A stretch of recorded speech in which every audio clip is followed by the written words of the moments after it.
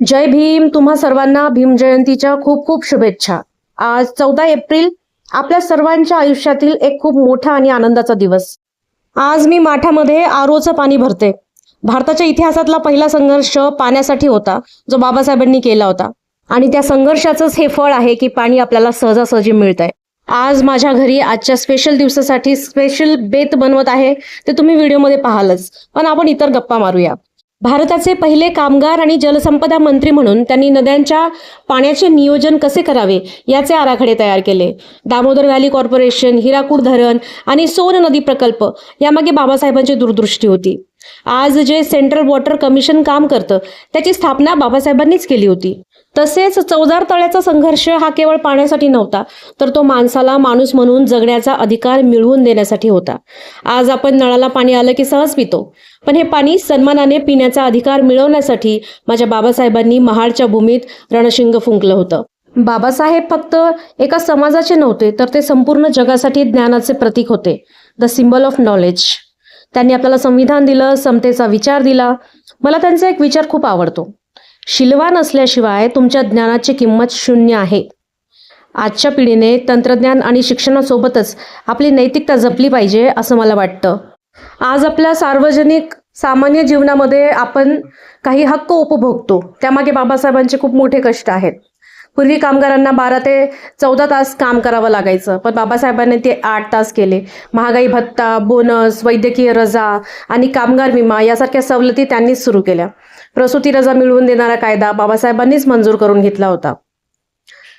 त्यांनी people's education सोसायटीची स्थापना करून मुंबईत सिद्धार्थ कॉलेज आणि छत्रपती संभाजीनगर म्हणजेच औरंगाबाद मध्ये मिलिंद कॉलेज सुरू केले. शिक्षण हे वाघिणीचं दूध आहे हा संदेश त्यांनी दिला. आता मी इथे डाळ बनवत आहे. मी डाळीला फोडणी, कढीपत्ता, जिरे, मोहरी, लसूण आणि काही मसाले, हळद, मीठ हे घालून फोडणी दिली आहे. आणि असं मस्तपैकी वरण तयार होत आहे. आता डाळीला छानपैकी उकळी आली आणि डाळ तयार झालेली आहे. मध्ये मुलांना भूक लागली म्हणून मग डाळ आणि मेदूवडे केले होते. मेदूवडे आणि डाळ हे त्यांना नेऊन दिलं. मुलांना भूक लागते, पूर्ण स्वयंपाक होईपर्यंत वाट बघवत नाही. आता मी इथे तडका तयार करत आहे. जिरं, मोहरी आणि काश्मीरी लाल मिरची पावडरचा बटाट्याच्या भाजीमध्ये मी तो तडका देणार आहे. आणि छानपैकी मिक्स करून कोथिंबीर वगैरे घालून बटाटा आपण परत शिजवायला ठेवलेला आहे. अशी तूप आणि ऑलिव्ह ऑइल मधली जी भाजी असते बटाट्याची खूप छान बनते, खूप छान त्याला टेस्ट येते. आणि आता आमरस बनवत आहोत. आमरसासाठी मी पटापट आपले जे आंबे आहेत ते सोलून घेतले. मस्त गोड छान केशर आंबा होता.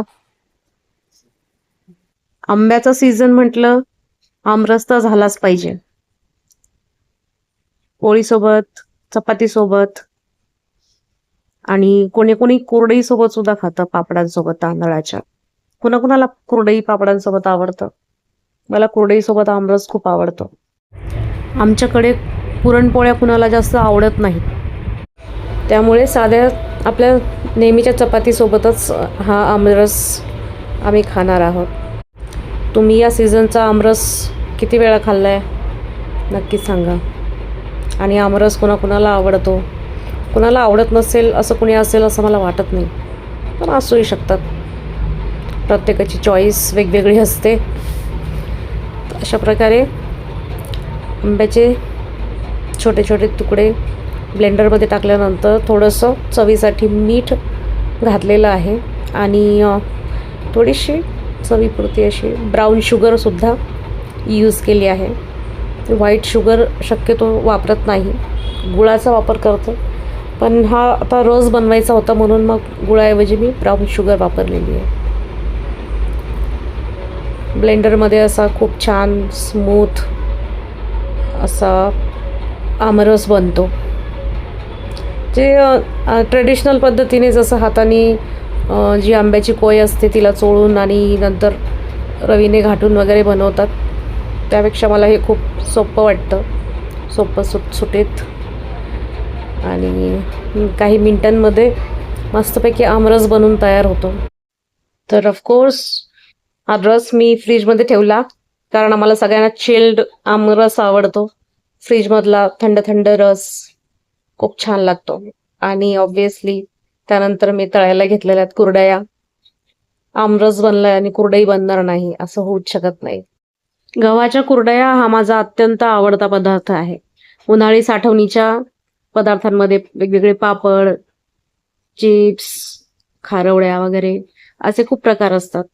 त्यात कुरडई ही माझी सगळ्यात आवडती वस्तू आहे.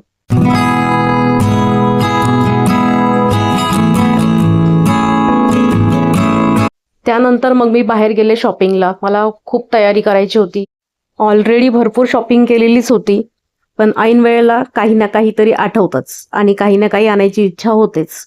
त्यामुळे मग मी पटापट मॉलमध्ये गेले. तिथे मला ज्या ज्या वस्तू हव्या होत्या त्या मी घेतल्या आणि नंतर मग मी गेले दुसऱ्या मार्केटकडे.